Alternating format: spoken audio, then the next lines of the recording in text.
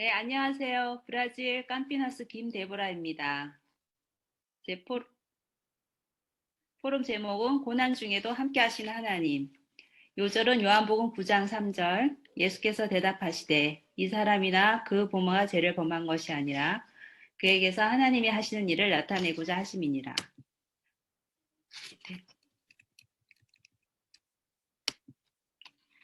천만인의 어미로 부르신 하나님. 저는 어릴 때부터 사랑을 많이 받았고 위대한 삶을 살고 싶었습니다.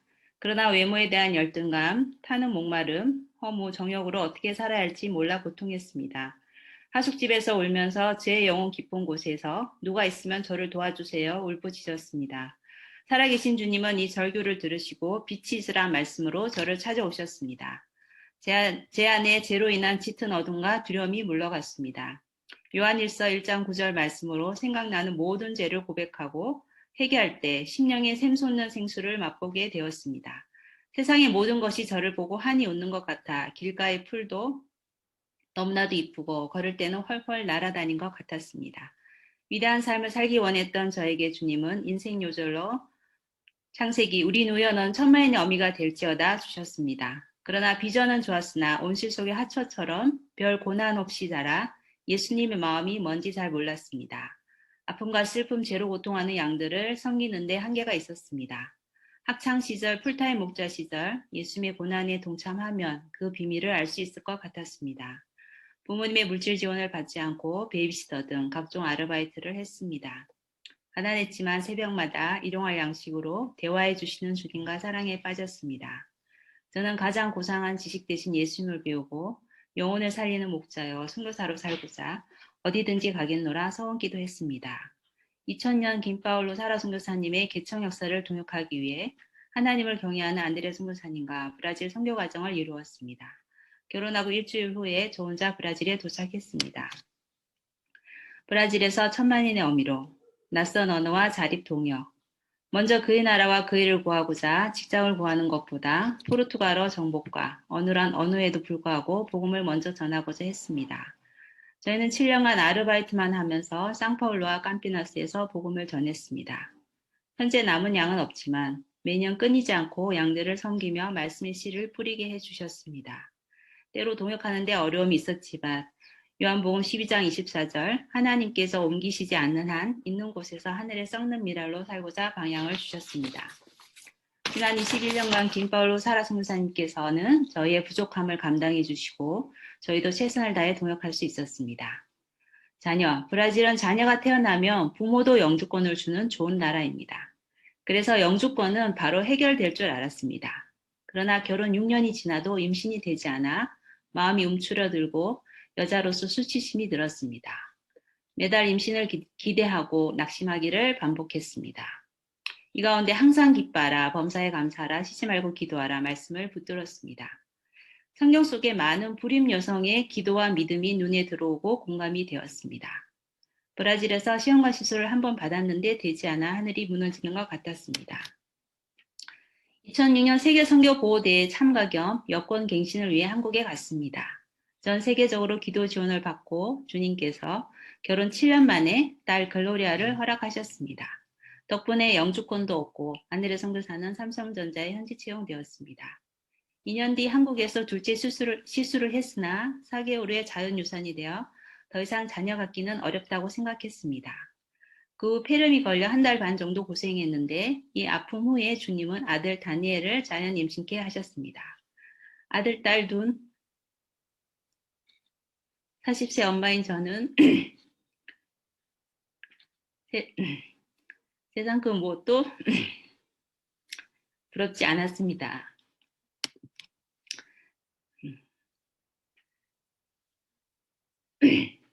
2014년 8월 16일 다니엘 3살 생일이 지난 지 한 달이 못 되어 수영장에 빠져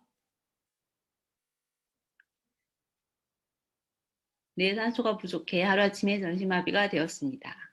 브라질은 의료 사정이 열악해 구급차를 기다리다 죽을 수 있어 제가 다니엘을 차에 태우고 대학병원 응급실로 갔습니다. 응급실에서도 30분이 넘게 처치하는 동안 저는 앉아있지 못하고 계속 바닥으로 쓰러졌습니다. 숨이 돌아오지 않자 의사는 마지막을 준비하라고 했습니다. 저희는 울면서 제발 살려달라고 기도할 수밖에 없었습니다. 순간 하나님의 은혜로 다니가 다시 살아났습니다. 그러나 더 이상 예전의 다니가 아니었습니다. 소아 중환자실에서 간호조무사가 조심성 없는 처치로 다니가 혈을 깨물어 살조각이 떨어져 피가 많이 났습니다. 중환자실이지만 무책임한 의료진들을 보고 불신이 생겼습니다. 당시 한국에 계신 의사분들에게 자문을 구했지만 브라질 의사와 동일하게 내 부부는 현대의학으로 어쩔 수 없다고 했습니다. 그래서 당시 단위 상태로 한국에 가기도 어려웠지만 가도 별 수 없는 것 같아 브라질에서 단위를 돌보게 되었습니다. 지난 7년간 사립의료보험이 있지만 열악한 의료구조와 형편없는 홈케어 서비스로 겪은 수많은 고통은 이루 말할 수가 없습니다. 저희는 오직 단위를 만드신 창조주 하나님의 손을 의지하여 기도할 수밖에 없었습니다. 시부모님, 홈케어 서비스를 받기 시작할 때 양가 부모님들이 차례차례 브라질에 오셨습니다. 본래는 양가 부모님을 모시고 브라질 여행을 가고자 다 예약을 해놓았으나 부모님 효도 관광 여행은 손주 병문안으로 바뀌었습니다. 시어머님은 저를 내내 못마땅하게 여겼습니다. 안드레 선교사와 관계를 안 좋게 만들어 이래서 사람들이 이혼을 하는구나 생각했습니다. 당시 욥기 양식 말씀을 묵상할 때 고난이 군대같이 오는 것이 이것이구나. 욥기 19장 10에서 12절 사면으로 나를 허르시니 나는 죽었구나. 내 희망을 나무 뽑듯 뽑으시고 나를 향하여 진노하시고 원수같이 보시는구나. 그 군대가 일제히 나와서 여기에 3년 정도 시아버님을 모시게 되면서 하루 세끼 한식 만들고 섬겨야 하는 것으로 신경이 예민해졌습니다. 한 번은 대낮에 4-5명의 강도가 들어와 저와 간병인의 입을 틀어막아 제가 소리를 질러 모두 도망가는 일도 있었습니다. 하루 이틀 만에 낫는 병이 아니라 언제까지 누워있을지 모르는 아들을 보고 있는 것으로 날마다 마음이 무너져 내렸습니다. 그런데 아들 회복에 전혀 도움이 되지 않는 사건 사고는 매일 끊이지 않고 일어났습니다. 다니는 말을 못하고 스스로 움직이지 못해 전적으로 남의 도움을 받아야 합니다. 다만 표정으로 좋아하면 미소를 짓고 싫으면 눈을 감거나 아프면 앙 하고 옵니다. 뇌전증이 있고 침을 잘 삼키지 못해 사례가 들 때마다 기침을 하면서 입술과 혀를 깨물어 피가 나 성한 데가 없습니다. 한 번은 심하게 깨물어 혀가 갈라져 계속 피를 흘려 응급실에 갔으나 몇 시간 기다리다 겨우 꼬매어 주었습니다. 같은 일이 또 생겨 응급실에 갔는데 제가 어찌할 줄 모르는 의사를 가르쳐 주어 겨우 꼬매었습니다. 지금도 단이 기침 소리가 들리면 자다가도 벌떡 일어나 달려갑니다. 내 손상으로 깨물어 피를 흘리는 단이를 볼 때마다 저의 가슴은 찢어졌습니다. 십자가에서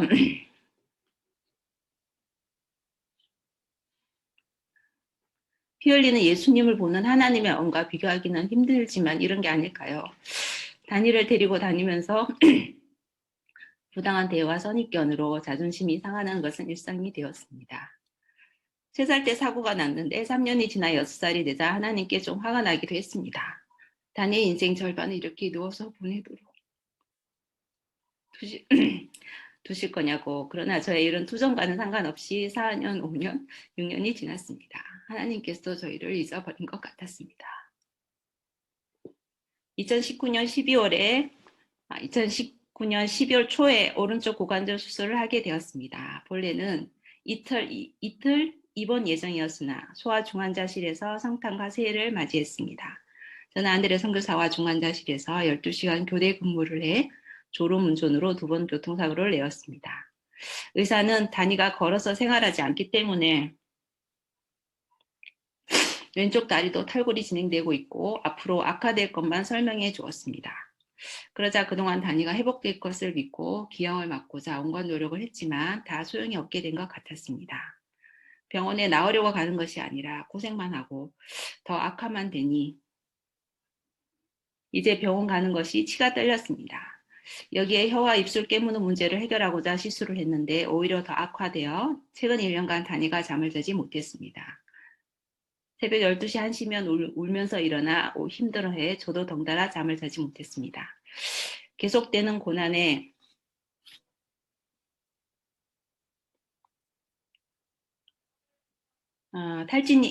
계속되는 고난에 육신이 탈진이 되고 회복에 대한 소망이 보이지 않았습니다.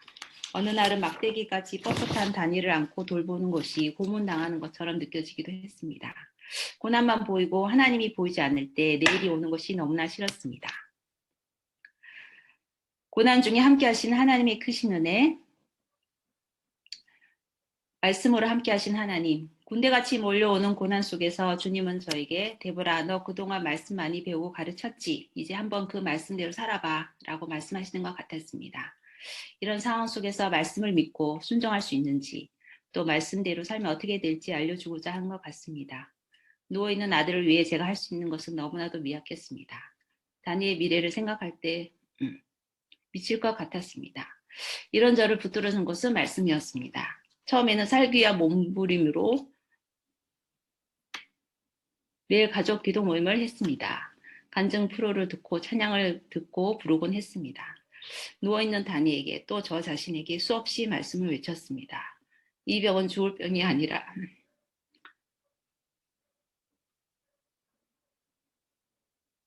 하나님의 하나님의 영광을 위함이요. 나는 부활이요 생명이니 나를 믿는 자는 죽어도 살겠고 이것을 네가 믿느냐. 믿음이 없이는 기쁘시게 못하나니. 또 7년 동안 연료절을 간절히 붙들었습니다. 3년 동안은 항상 기뻐하라. 쉬지 말고 기도하라. 범사에 감사하라. 2년 동안은 너희 염려를 다 주께 맡겨버려라. 작년에는 아브라함이 바랄 수 없는 중에 바라고 믿었으니 매 순간 제가 살기 위해서 연료절 말씀을 외치고 또 외치고 순종하고자 어떤 때는 억지로 순종하여 큰 소리로 하하하 웃기도 했습니다. 진누르는 무거운 짐으로 잠이 깰 때마다 염려다 맡기라 수없이 부르짖었습니다. 그 모든 노력에도 불구하고 7년 차인 작년에는 끝나지 않는 것 같은 고난으로 영육간에 고갈이 되었습니다. 그러자 말씀을 봐도 더 이상 감동이 없었습니다. 그러나 돌이켜볼 때 결국 저의 피난처는 오직 하나님이심을 고백하고 감사 찬양을 드립니다.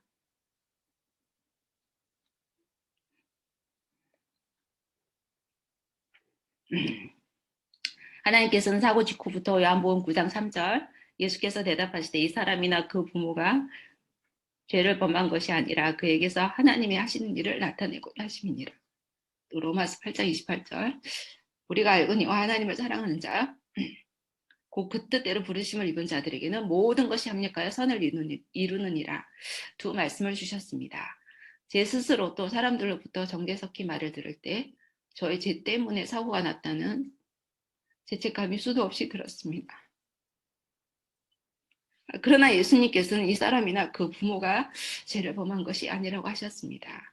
그리고 다니엘에게서 하나님이 하시는 일을 나타낼 것이니 이 일을 온전히 이루라고 하셨습니다. 또한 히브리서 12장에서 고난이 하나님의 사랑이라고 하셨습니다. 시카고 심단일 선교사님은 사고부터 지금까지 이메일로 매일 말씀을 보내주시는데 희한하게도 그날에 꼭 필요한 양식이 되어 저를 먹여주셨습니다. 작년부터는 안마리아 선교사님과 일용할 양식 공유 교제를 하면서 말씀 앞에 다시 서게 하셨습니다. 어찌하든지 양식을 쓰고자 하니 무엇보다 제 자신이 새롭게 되고자 한 절 한 절 묵상하면서 구구절절히 쓰게 되었습니다. 그러자 그동안 문제와 고난에 갇혀 보지 못했던 하나님의 놀라운 은혜가 보였습니다. 바쁜 일상 속에서 양식을 다 쓰지 못할 때도 있지만 구원의 은혜, 브라질 선교사로 부르시고 선교 과정을 이루신 은혜, 글로리아 단위를 선물로 받게 된 은혜, 체험한 많은 약속의 말씀들, 부족하지만 브라질 영혼들의 성경 선생으로 사용하시고 또 동역자로 쓰임받은 것들, 속상하고 힘들었던 것들을 말씀 앞에서 다 토해내고 저의 솔직한 심정을 주님 앞에 아랠 때 조금씩 회복이 되기 시작했습니다. 그 누구도 저희가 겪는 것을 알 수는 없겠지만 하나님은 CCTV로 졸지도 주무시지도 않고 다 보고 계십니다. 하나님은 올해 연료절로 누가복음 1장 45절 말씀을 주셨습니다. 믿은 여자가 복되도다. 주께서 그에게 하신 말씀이 반드시 이루어지리라. 그래 내가 하나님 약속의 말씀이 반드시 이루어질 것이라고 믿지 않을 때 불행한 여자가 될 수밖에 없구나.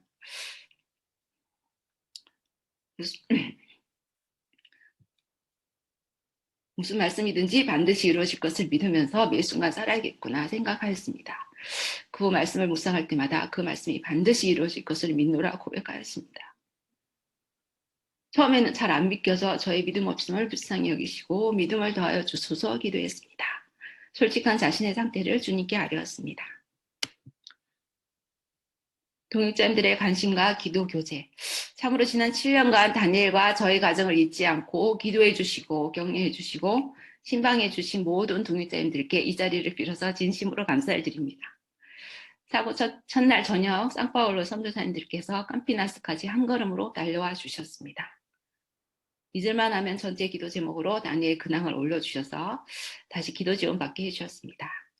어려운 가운데서도 중남미 선교사님들이 기도 지원해 주셨습니다. 상파울로 2세들이 저희 집과 병원에 신방와 요리도 해주고 기도해 주었습니다. 일면식도 없던 선교사님들과 이방 목자가 카톡과 이메일로 격려해주고 기도해 주셨습니다. 가장 가까이서 김파울 선교사님 가정과 김아브람 선교사님 가정이 기도와 실제적인 섬김으로 힘을 더해 주셨습니다. 작년부터는 온라인 포럼과 여러 목자님들의 온라인 특강으로 전 세계에 계신 선교사님들과 소통하게 되었습니다. 특히 온라인 포럼을 통해 그동안 혼자서 고민했던 문제들을 소그룹 모임에서 진실되게 나누었습니다. 선배 선교사님들이 제 말을 들어주시고 같이 울어주셨습니다. 무엇보다 캄피나스와 단위에 갇혀서 좁아져 있던 저의 눈을 들어 지금도 역사하시는 살아계신 하나님을 보게 하셨습니다. 그동안 기도 지원 받기만 한 것을 회개하고 전체 기도 제목을 놓고 기도하기 시작했습니다. 2세들에 대한 목자의 심정을 덧입고 제가 할 수 있는 것들을 찾아 작은 것이지만 섬기고자 했습니다. 기도 응답과 일상에서의 감사. 하나님께서는 다니엘을 낫게 해달라는 제 기도의 뒷부분은 다 들어주셨습니다.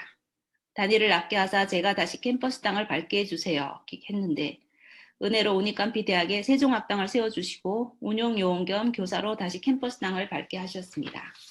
다니가 다 나아서 초등학교에 들어갈 수 있도록 해주세요 했는데 막상 7살이 되니 낳기는커녕 장애아로 학교에 들어가는 것도 불가능했습니다. 그러나 교장이 직접 전화해 입학하라고 했습니다. 2018년 미국 국제수양회를 준비할 때는 다니가 나아서 온 가족이 다 수양회에 참석할 수 있도록 기도하고 온 가족이 미국 비자와 여권을 만들었습니다. 글로리아 저만 참석했지만 은혜를 받았습니다. 누워있는 다니 외에도 딸 글로리아를 위해 많이 기도했습니다. 글로리아가 어릴 때는 밝고 명랑했는데 동생 사고 어두워지고 슬픔과 외로움이 가득했습니다. 집에 오면 동생에게 매여 있는 부모님으로 더 이상 관심과 사랑받는 것이 힘들었습니다. 온 가족이 즐기는 가족여행은 생각지도 못했습니다. 그러다 미국 수양회와 2020년 남남미 수양회에 참석하면서 영적 소원을 갖게 되었습니다. 작년 성탄부터는 온라인으로 시카고 CBF에 동참하여 영적 훈련을 받고 있습니다. 하나님께서 일상 속에서 작고 소소한 것에 감사하는 눈을 주셨습니다. 안전을 지켜주셔서 매일 가족이 다 같이 모이는 거. 다니가 변비가 심했는데 똥을 누는 날이면 오늘 다니가 숙제했네. 다 같이 기뻐합니다. 작년 말에는 본래 수술 진단을 받은 왼쪽 다리가 제자리로 다시 들어가 지금으로서는 수술할 필요가 없어 너무나 기뻤습니다. 호전되는 것이 아니라 악화되지 않은 것에 기뻐하게 된 것입니다. 요셉 때 7년의 흉년이 7년의 풍년을 삼켜버렸듯이 다니와 3살까지 지낸 일, 다니 목소리가 전혀 기억나지 않습니다. 그런데 지난 4월에 그날도 새벽에 다니를 안고 달래고 있는데 갑자기 웃음이 분수 터진 듯 다니가 배꼽을 잡고 웃었습니다. 숨이 넘어갈 듯이 계속 웃었습니다. 물론 그날 한 번 그랬지만 영상을 볼 때마다 감사했습니다. 제가 항상 믿음이 좋은 것은 아니고 엎치락 뒤치락 합니다. 때로 너무 지쳐서 간병인이 올 때 단위방에 들어가지도 않고 유튜브를 보면서 멍하게 지낼 때도 있습니다. 엄마로서 아들을 부끄러워하기도 했습니다. 그러나 양식 말씀을 묵상할 때 바로 저에게 하는 말씀으로 다가왔습니다. 이미 십자가에서 다니의 모든 연약함과 질병을 다 담당하시고 낫게 해주시고 평강을 주신 주님을 믿는 믿음이 생겼습니다. 다만 때와 방법은 하나님이 보실 때 가장 적당한 때요. 하나님의 영광을 드러내는 방법일 것입니다. 이번 온라인 포럼 발표를 준비하면서 잊고 살았던 지난 21년간의 선교사의 삶을 돌아볼 때 신실하신 주님의 은혜에 감사를 드립니다. 다른 것보다 저희 가족이 지금 오늘도 이렇게 살아가고 있는 것이 은혜고 감사입니다.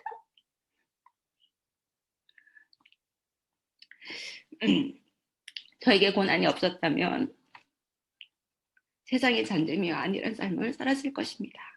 또 말씀을 봐도 기도를 해도 피상적이고 얕은 수준에 머물렀을 것입니다. 시편에 고난 당하는 것이 내게 유익이라 이로써 주의 율례를 배우게 되었나이다. 고난이 있기에 하나님의 마음과 말씀을 조금 더 알게 되는 것 같습니다.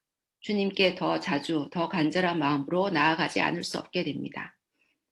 열악한 중환자실에 있을 때 같이 있던 환자 부모들을 위로해주고 기도해주는 자로 사용해 주셨음을 깨닫고 감사를 드립니다. 고난 중에 계신 동역자님들을 이해하게 되고 자꾸 마음이 갑니다. 또한 믿지 않던 친정 가족이 잠시지만 교회에 나가 단일을 위해 기도해 가족 복음화에 사인 주심에 감사드립니다. 현재도 고난은 진행 중입니다. 포럼 준비하는 2주간 단위 상태가 안 좋아 고생을 했습니다. 앞으로 다른 고난이 올 수도 있습니다. 예수님도 멸시를 받아 사람들에게 버림받으시고 간고를 많이 겪었으며 질고를 아신다고 하셨습니다. 고난 속에서 이 예수님을 생각하고 배울 때 고난이 의미가 있고 유익이 되는 것 같습니다. 또한 이 예수님은 고난 중에 있는 저의 마음을 가장 잘 아시기에 위로가 됩니다. 그리고 피난처여 소망이신 주님께서 앞으로도 하루하루 말씀으로 저를 인도해 가실 것입니다. 이 주님을 믿고 제가 현재 있는 곳에서 부르심의 은혜를 따라 십자가와 사명을 감당하기를 기도합니다. 한마디 고난 중에 함께 하시는 주님, 감사합니다.